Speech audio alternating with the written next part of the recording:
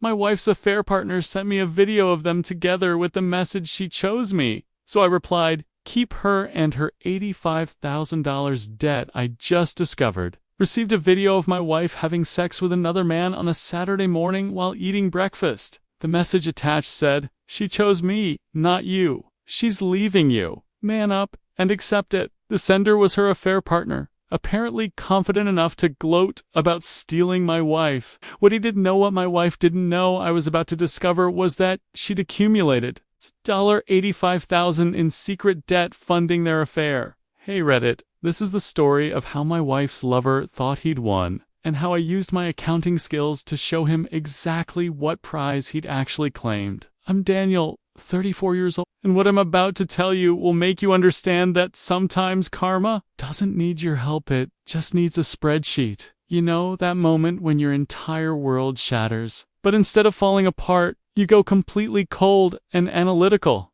When devastation transforms into calculation. That's where this story goes. But let me start from the beginning. It's because to understand how Michelle's affair partner made the stupidest mistake of his life by gloating to an accountant, you need to understand what our marriage had become and what I was about to uncover. I met Michelle 9 years ago when I was 25 and she was 23. I was working as a junior accountant at a mid-size firm in Denver, making about $58,000. Michelle was in an entry-level marketing position at a tech startup, making around $45,000. We met through a mutual friend's game night, bonded over shared interests in hiking and craft beer. I started dating within a month. Michelle was ambitious, energetic, creative. She had big dreams about climbing the corporate ladder, about making a name for herself in marketing, about eventually starting her own consultancy. I found her drive attractive, matched my own ambition to advance in accounting and eventually make its partner at a firm. We dated for a year before moving in together.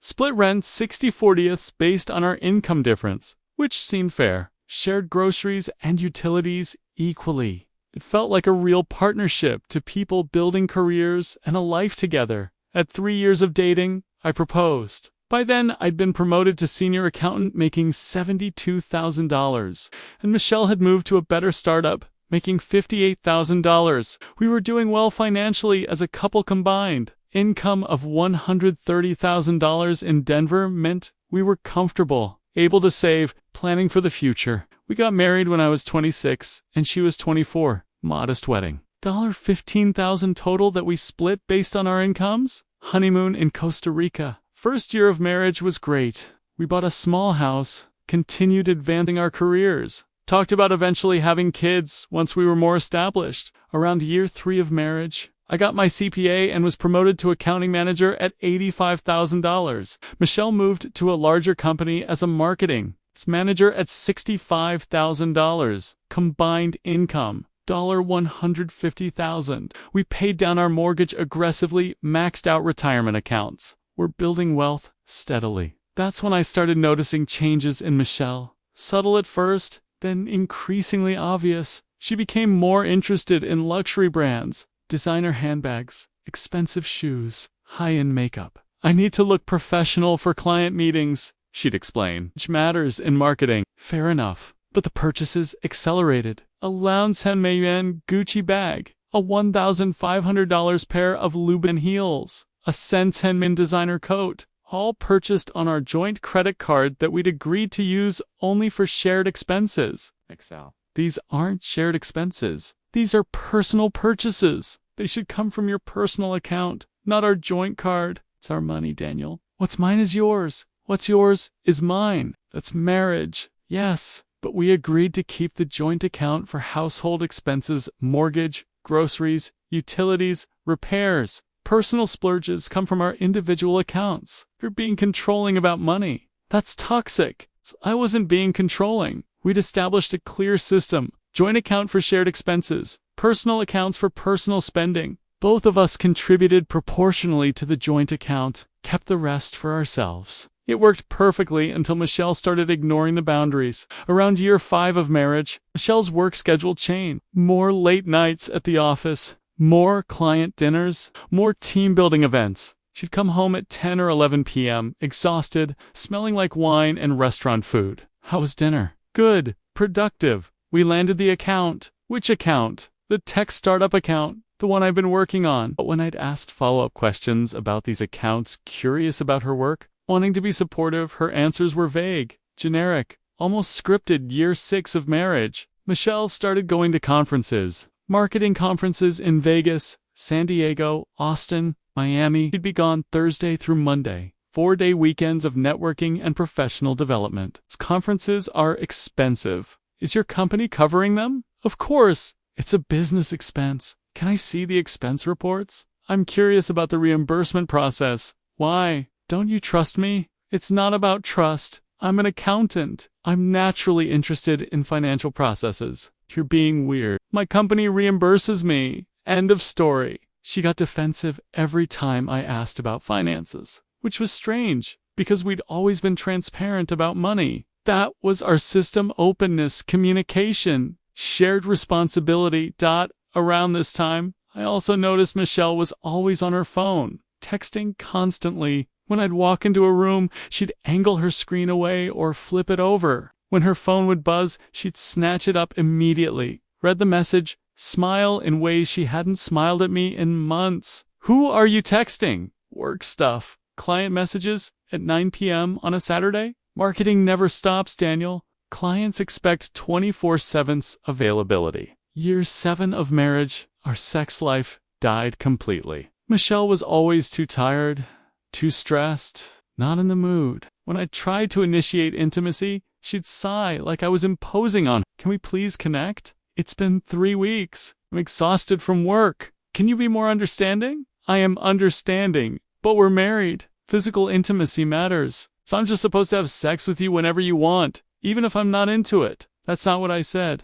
I'm saying we need to prioritize our relationship. If you're always too tired, maybe we need to address why. Maybe we need to address why you're being so demanding. Every conversation became a fight. Every attempt at connection was rebuffed. I felt like I was living with a roommate, not a wife. Year 8 of marriage this year, things deteriorated further. Michelle stopped wearing her wedding ring. It gets in the way at work. She stopped mentioning me in conversation. I'd hear her on phone calls saying, I'm going to ... not we're going to ... as if I didn't exist. She spent entire weekends at the office or meeting with clients while I stayed home alone. I suggested marriage counseling. I think we need professional help. We're disconnected. We don't need counseling. We just need you to be less clingy. Wanting to spend time with my wife isn't clingy. 'Tis when you're always demanding my attention. I have a career, Daniel. I have ambitions. I can't be expected to cater to your emotional neediness. 6 months ago, I noticed our credit card balance was higher than usual.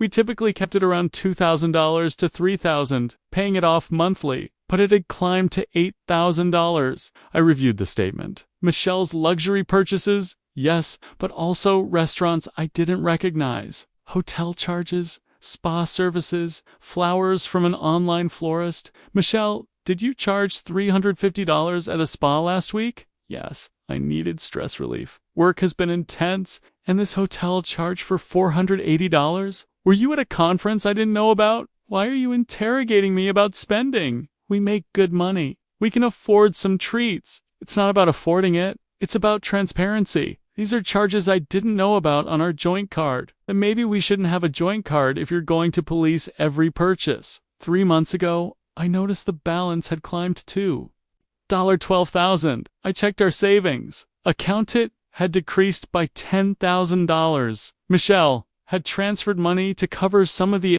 credit card debt without telling me. Did you take? You won from savings. I paid down the credit card. You should be thanking me, not accusing me. I'm not accusing you. I'm asking why you didn't discuss it first. That's our emergency fund. The credit card balance was getting high. The balance got high because you've been spending thousands on personal items. Michelle, what's going on? This isn't like you. Nothing's going on. You're just being paranoid and controlling. 2 months ago, I got a promotion. Senior accounting manager, $105,000 salary. Should have been a celebration. Michelle's response, that's nice. Does this mean you'll stop being so obsessed with every dollar? 1 month ago, I asked Michelle directly, are you happy in this marriage? She looked at me coldly. I don't know. Are you? I'm trying to be. but I feel like you've checked out, like you don't want to be here. Maybe I don't." The words hung in the air. Then she backpedaled. "I didn't mean that. I'm just stressed. Work is crazy. I'll try to be more present." But she wasn't more present. She was less present. More conferences, more late nights, more phone calls she'd take in another room, more deflection when I'd ask about her day, her life, our future. 2 weeks ago, Michelle went to another conference, this one in Phoenix, Thursday through Monday, 4 nights away. Which conference is this? Digital Marketing Summit. Big event, important for my career. Can I see the conference schedule? I'm curious about the sessions. She showed me a screenshot of a generic conference website. Professional looking. Seemed legitimate. I didn't think much of it at the time. While she was gone, I stayed home, worked, tried to enjoy the solitude, but mainly felt lonely. We'd been married 8 years, and I was lonely. Think that wasn't normal? Michelle came back Sunday night instead of Monday morning. Conference ended early. Decided to come home. She seemed different, happier than I'd seen her in months. Relaxed, satisfied in a way that had nothing to do with professional development. How was it? Great. Really valuable. Made some excellent connections. Anyone in particular? Just industry people. You wouldn't know that. That Saturday 1 week after Michelle returned from Phoenix, I woke up at 8 a.m., made coffee, sat down to eat breakfast, and catch up on emails. My phone buzzed. Unknown number? Text message. I opened it. It was a video file, 47 seconds long. I pressed play. The video was clearly filmed covertly. Angle suggested a phone propped up somewhere in a hotel room. The image showed a bed. On that bed was Michelle, unmistakably Michelle, with a man I didn't recognize. They were having sex. The video was explicit, graphic, impossible to misinterpret. I watched it twice. My breakfast completely forgotten. My coffee going cold. The room was definitely a hotel room. The man was fit, tanned, probably late 30s. Michelle looked happy, more animated and engaged than she'd been with me in years. The timestamp on the video, last Sunday, the night she'd come home early from Phoenix. All happy and relaxed. Below the video was a message. She chose me, not you. She's leaving you. Man up and accept it. Chad, I sat there, staring at my phone, feeling like I'd been punched in the stomach. My wife of 8 years was having an affair. The man she was having an affair with was confident enough to send me video evidence and a gloating message. And apparently, Michelle was leaving me, though she'd given no indication of that. I looked at the clock, 8:17 a.m. Michelle was still asleep upstairs. We'd planned to go hiking today, one of our few remaining attempts at connection. I didn't wake her up, didn't confront her, didn't scream or cry or throw things. Instead, I did what accountants do when faced with a problem. I investigated. First, I researched Chad, sent the video to my laptop, screenshotted his face, ran it through reverse image search, found his LinkedIn within minutes. Chad Morrison, entrepreneur and CEO of a boutique marketing consultancy in Phoenix. Unmarried from what I could tell from his very public social media. Fit, wealthy, flashy lifestyle of luxury cars and expensive restaurants. So Michelle had met him in Phoenix, probably at that conference, and started an affair. The video was from last week reason. But given how disconnected Michelle had been for the past year, I suspected the affair had been going on much longer. Next, I needed to understand the full extent of what was happening, because Chad's message said Michelle was leaving me. She was planning to divorce me. I needed to understand our financial situation immediately. I opened my laptop, logged into all our accounts, checking, savings, investments, credit cards, started reviewing everything systematically. Our joint checking account, normal. Regular deposits from both our paychecks, regular withdrawals for mortgage and bills. Nothing unusual there. Our joint savings account, $43,000, down from $53,000 3 months ago when Michelle had transferred that $10,000. Still healthy, but lower than it should be. Our investment accounts, $180,000 combined in 401ks and IRAs, on track for retirement. Our joint credit card, balance of $15,000, higher than I'd realized. I'd last checked it a month ago when it was $12,000. It had climbed $3,000 in 1 month. I pulled up the detailed statement. Charges from the past month. Hotel in Phoenix, $1,850 4 nights at a luxury resort restaurants. In Phoenix, $780 multiple expensive dinners, spa services. $425 designer dress boutique, $1,200. Jewelry store, $890 lingerie store. $340 wine purchases. $580. None of these were business expenses. None of these were things Michelle had mentioned. The Phoenix hotel charge was particularly damning. Her company should have paid for conference accommodations. This was clearly her booking a room for herself and Chad. But $1,000 in credit card debt wasn't catastrophic. We could pay it off. Except something felt wrong. Spending patterns didn't match the balance. There should be more debt based on what I was seeing, unless Michelle had been paying the balance with money I didn't know about, or unless there were other credit cards I didn't know about. I pulled Michelle's credit report. As her husband and joint account holder, I had legal access to monitor our credit for fraud protection. What I found made my blood run cold. There weren't just 1 or 2 additional credit cards, there were 6. 6 credit cards in Michelle's name only. All opened over the past 2 years, all with significant balances. Chase Sapphire Reserve, $18,450 balance. American Express Gold, $15,200 balance. Capital One Venture, $12,800 balance. Discover, $9,600 balance. City Double Cash, $11,300 balance. Bank of America Premium Rewards, $7,850 balance. Total $75,200 in credit card debt I had no idea existed. But it got worse. 2 of the cards, the Chase and the Amex, listed me as a joint account holder. Except I'd never applied for those cards. I'd never signed anything. I'd never even known they existed.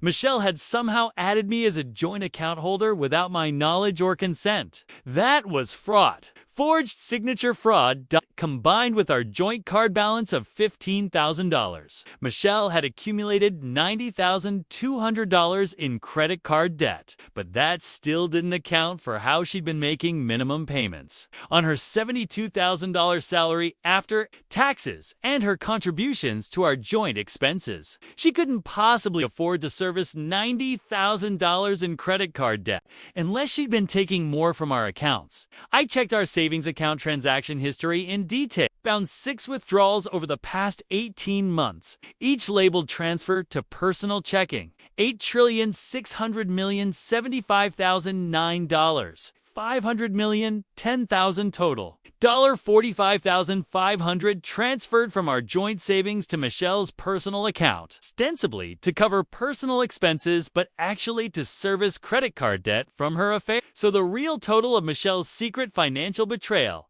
$75,200 in secret credit cards, $15,000 on our joint credit card for affair expenses, $45,500 transferred from our joint savings to pay off related debt. Grand total $135,700. Except Michelle had already paid down approximately $50,000 of that debt using our joint savings. So the current outstanding balance was around $85,000. My wife had accumulated $85,000 in debt, funding a lifestyle I knew nothing about. Designer clothes, expensive hotels, luxury dinners, jewelry, spa treatments, sold to impress and please her affair partner, all while telling me I was controlling for questioning her spending. And now her affair partner had sent me a video and a message saying she was leaving me, apparently confident that he'd won, that he was getting the prize. What he didn't know was that the prize came with $85,000 in debt, 2 counts of fraud,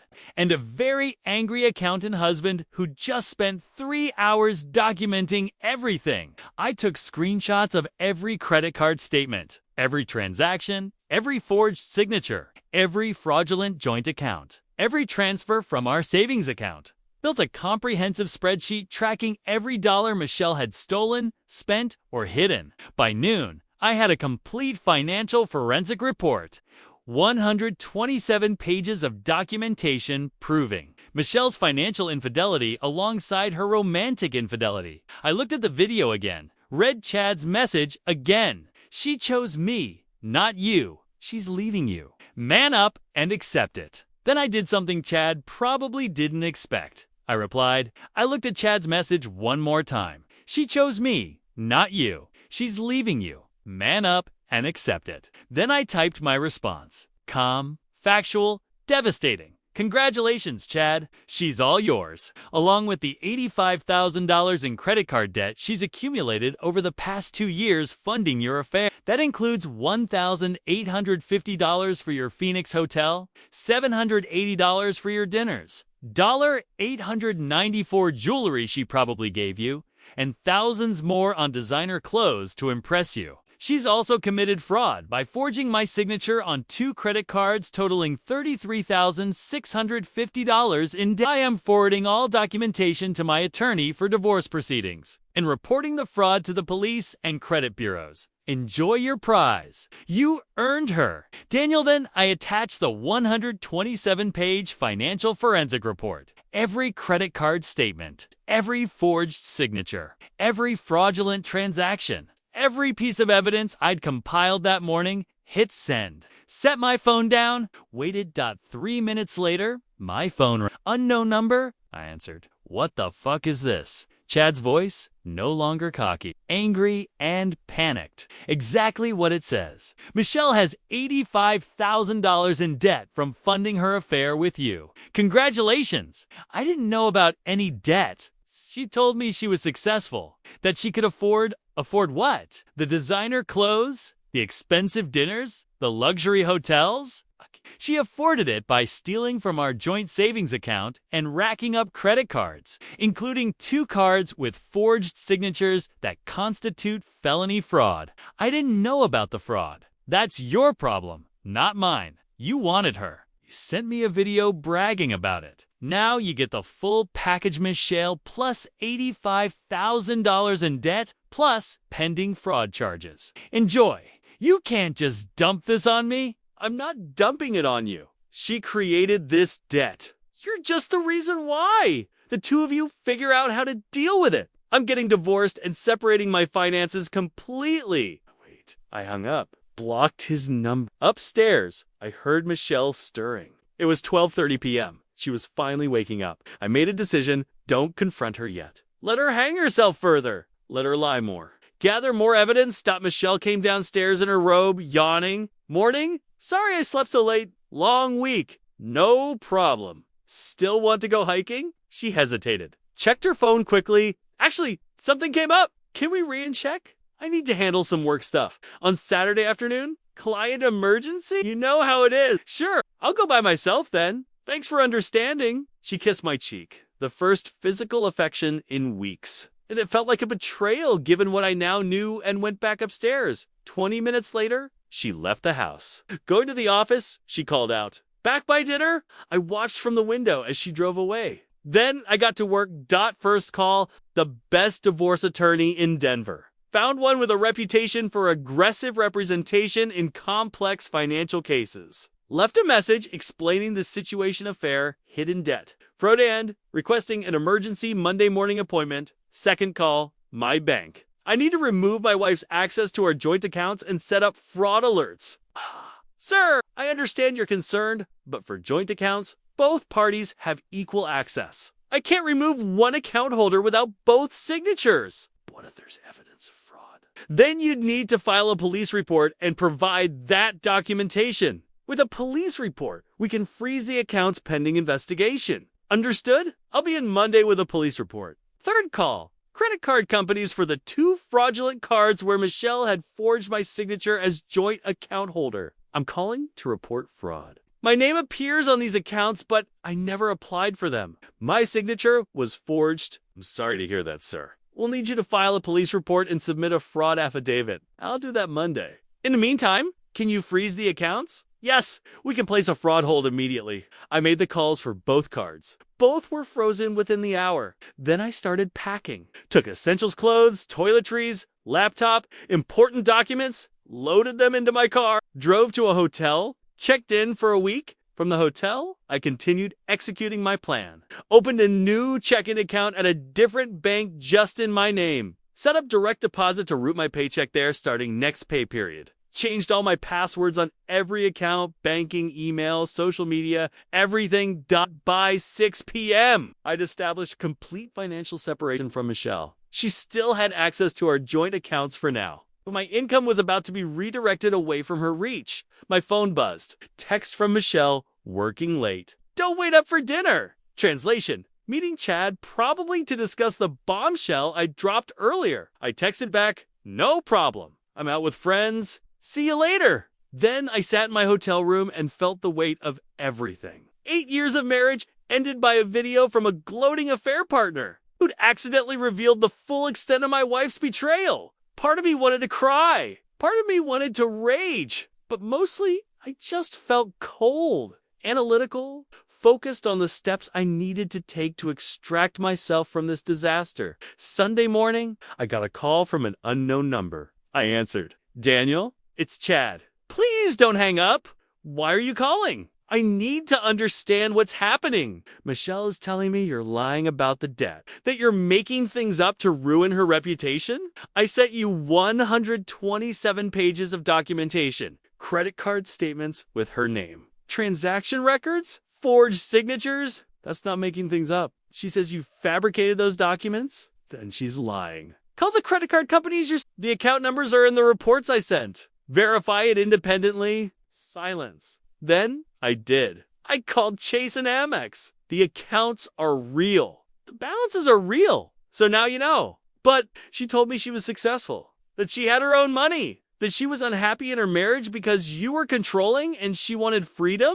I'm sure that's what she told you. The reality is she was stealing from our joint savings and racking up secret credit cards to fund a lifestyle that impressed you. She bought designer clothes, expensive dinners, luxury hotels all on debt to make you think she was something Why would she do that? Because she wanted you, and she was willing to commit fraud and destroy our financial future to have you? Another silence. I can't deal with this. I can't deal with someone who has $85,000 in debt and fraud charges. Then don't. You sent me a video saying she chose you. I'm letting her go. What you do with her is your problem. I'm ending it. I'm done. That's between you and her? He hung up. 20 minutes later, Michelle called, screaming, what did you say to Chad? I told him the truth, that you have $85,000 in debt from funding your affair. That was private. That was between us. He sent me a video of you two having sex and told me you were leaving me. Nothing about your affair is private anymore. What? He sent you a video. I didn't know he was filming. Apparently, he thought he'd won some prize. I informed him what prize he'd actually won. He's since decided he doesn't want it. You ruined everything. Chad just broke up with me because of you. No, Michelle. Chad broke up with you because you lied to him about who you are. Because you're $85,000 in debt. Because you committed fraud. I just revealed the truth. I'm not in that much debt. You're exaggerating. I have every credit card statement, every transaction, every transfer from our savings account, 127 pages of documentation. It's not exaggeration. It's accounting. You had no right to go through my private accounts. They're not private when you forged my signature to make me a joint account holder. That's fraud, Michelle. Felony fraud? I didn't forge anything. Yes, you did. Chase Sapphire Reserve and American Express Gold both have my name as joint account holder. Both have signatures that aren't mine. That's forgery. That's fraud. And I'm reporting it to police Monday morning. Silence. Then, quietly, you're going to have me arrested? I'm going to report the crime you committed. What the police do after that is up to them. Daniel, please. I'm sorry. I made mistakes. But please don't destroy my life over this. I'm not destroying your life. You destroyed your life when you committed fraud and had an affair. I'm just no longer going to be collateral damage in your destruction. Where are you? Come home. We can talk about this. I'm not coming home. I've moved out. I'm filing for divorce Monday. Don't contact me again except through attorneys. I blocked her number Monday morning, 8 a.m. I was at the police station filing a fraud report. Showed the officer my credit reports, the forged signatures, the account statements. Your wife forged your signature on credit card applications? Yes, 2 cards totaling $33,650 in debt. I never applied for these cards, never signed anything, never authorized joint account status. That's identity theft and fraud. We'll need to investigate, but based on what you're showing me, there's probable cause for charges. He took my statement, took copies of all my documentation, gave me a case number, 9 a.m. I was at my divorce attorney's office. Margaret Foster, 50's reputation for being ruthless but fair. Tell me everything, I told her. The affair, the video, the gloating message, the $85,000 in debt, the forged signatures, the stolen savings. She took notes, reviewed my documentation, then looked at me with something like respect. This is the most comprehensive financial documentation I've ever seen from a client on day one. You've done half my job already. I'm an accountant. Documentation is what I do. It's going to make this divorce very straightforward. Colorado is an equitable distribution state, but given the fraud and the affair and the hidden debt, we can argue for a very favorable settlement. What about the debt? Am I liable for any of it? The cards in her name only? No, those are her sole responsibility. The 2 cards she fraudulently added you to? We'll argue fraud, get your name removed, make them her sole debt. The joint card? We'll argue that half is marital debt, half is her separate debt for affair expenses. You'd be responsible for maybe $7,500 of the joint card, everything else is hers, so I'd be liable for less than $10,000 total, possibly less, depending on how aggressively we argue and whether she contests. But yes, roughly $10,000 is your exposure. The other $75,000 to $80,000 is entirely her problem. Good. Now, let's talk strategy. We file immediately. We push for a quick settlement. The longer this drags, the more she might try to muddy the waters or hide assets. We want this done fast and clean. Agreed? By 11 a.m., divorce papers were filed. By noon, Michelle was served at her office. She called me immediately. I didn't answer. She left a voicemail. Daniel, this is insane. You can't just divorce me without talking. Call me back. We need to discuss this. I didn't call back Tuesday. Michelle showed up at my office. Security called me. There's a Michelle Matthews here demanding to see you. Should we let her up? No. Tell her I'll only communicate through attorneys. Sir, she's being quite insistent. Call the police if she doesn't leave. I have a restraining order application filed. Didn't actually have a restraining order yet, but the threat worked. Michelle left. That afternoon, my attorney called. Michelle's attorney reached out. She wants to negotiate. What's she off? She agreed to divorce if you agree to not pursue fraud charges and to take on half the debt. Absolutely not. The fraud report is already filed. That's with the police now, not me. And I'm not taking on debt she accumulated through fraud and affairs. It's what I told them. They're going to push back hard. I have documentation for everything. They have an adulterous wife with $85,000 in debt and 2 counts of felony fraud. Their negotiating position is terrible. Wednesday, Chad apparently told people at Michelle's company about the affair and the debt. I don't know how exactly word spread, but by Wednesday afternoon, Michelle's professional reputation was destroyed. Her boss called me we'd met at company events. Daniel, I need to ask you something. Is it true that Michelle has been using company expense reports for personal expenses related to an affair? I don't have access to her company expense reports, so I can't confirm that specifically. But I can confirm she's been attending conferences that weren't actually conferences. Staying in luxury hotels on what she claimed were company dimes. Can you send me the documentation you have? I sent him the hotel charges from the credit cards, the dates, the locations. These are personal charges on personal credit cards. But she told me they were business expenses your company was reimbursing. They're not. We didn't reimburse any of these,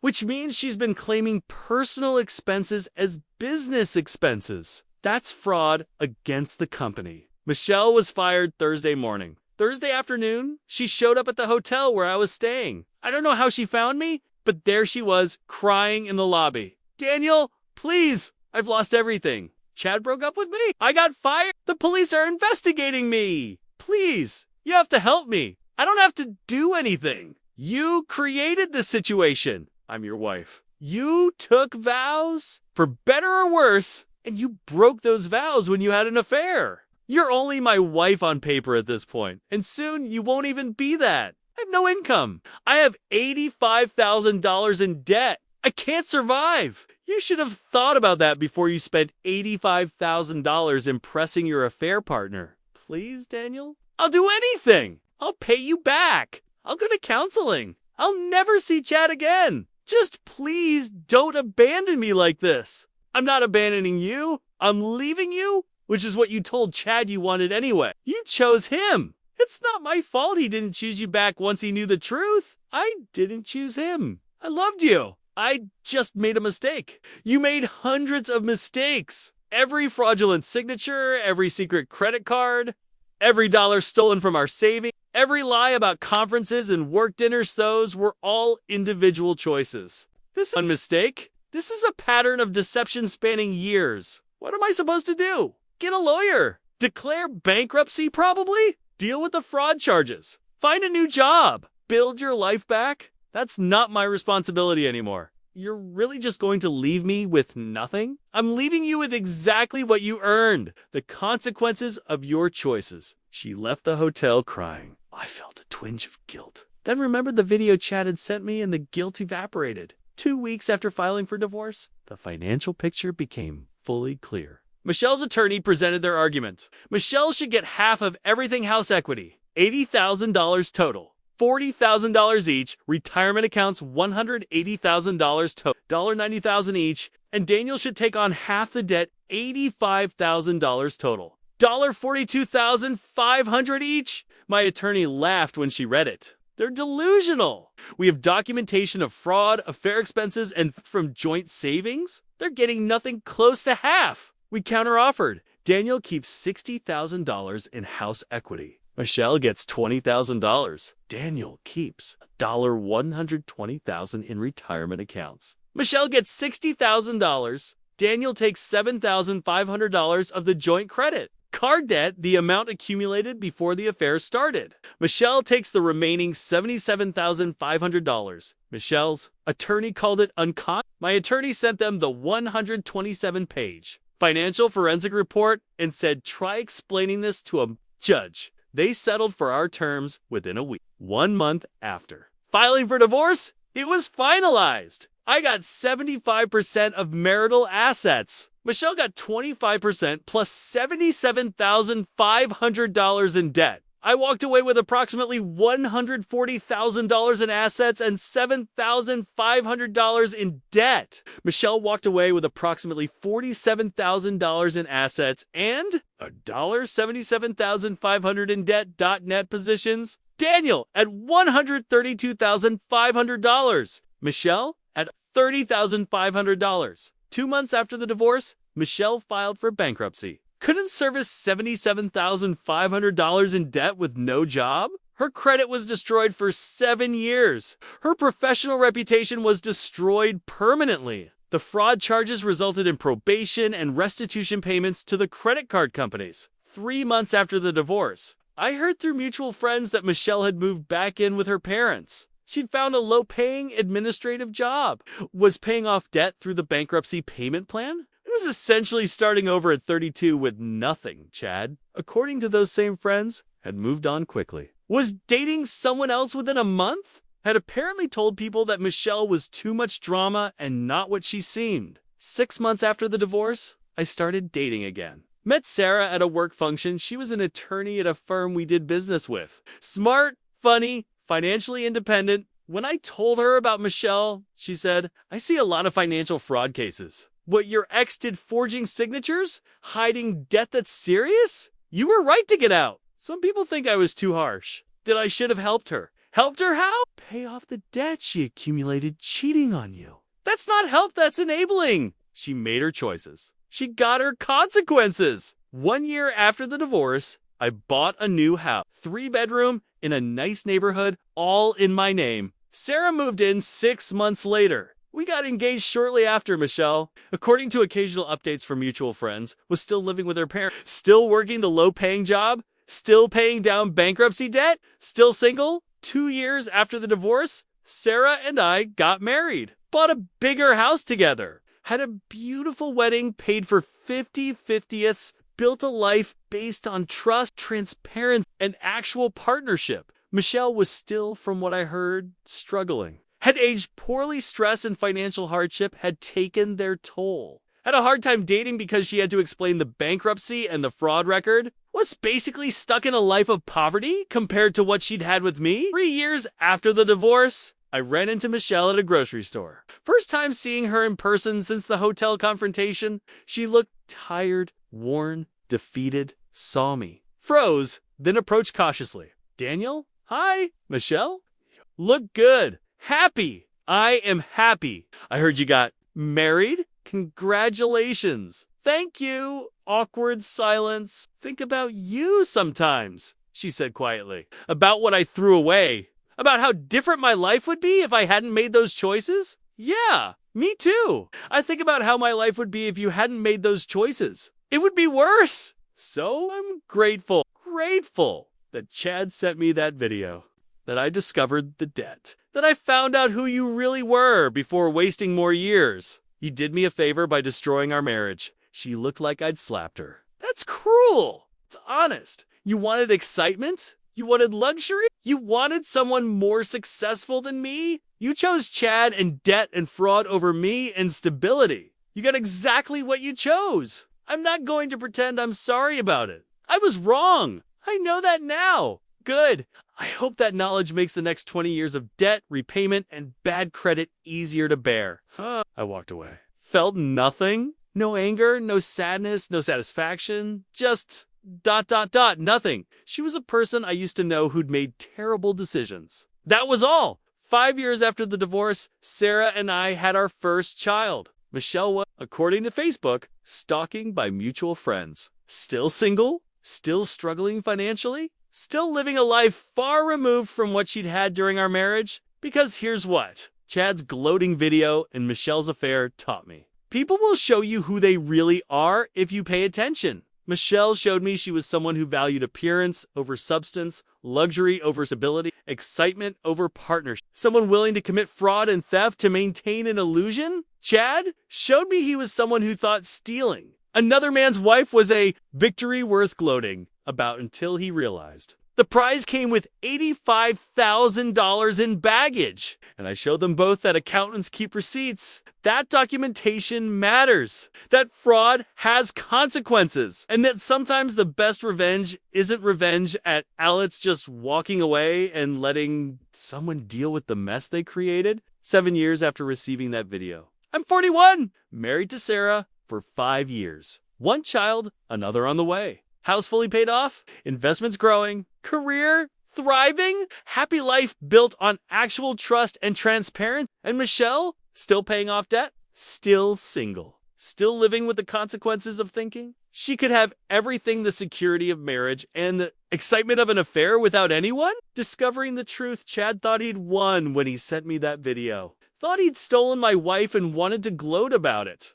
What he actually did was gift me evidence of betrayal I might never have discovered otherwise. Trigger a financial investigation that revealed fraud I could have been liable for. And save me from years more of being married to someone fundamentally dishonest. Best gift anyone ever gave me. Michelle spent $85,000 trying to impress a man who dumped her the moment he learned she was in debt. Lost her husband, her job, her reputation, her financial stability, all for an affair that lasted less than a year, and I walked away with 75% of marital assets. No fraud liability, a clean conscience, and eventually a genuinely happy marriage to someone honest. 7 years later, I occasionally wonder if Michelle understands the irony. She called me controlling about money while stealing $45,500 from our savings, called me boring while destroying our stable life for an affair that ended in bankruptcy, accused me of being paranoid while committing actual fraud. The truth is simpler. I wasn't controlling. I was responsible. I wasn't boring. I was stable. I wasn't paranoid. I was right. And when Chad sent me that video thinking he'd won, he actually handed me the evidence. I needed to escape from someone who'd been defrauding and betraying me for years, so thank you, Chad, for for being arrogant enough to gloat to an accountant? Your pride gave me my freedom. And your prize came with $85,000 in debt you didn't want either.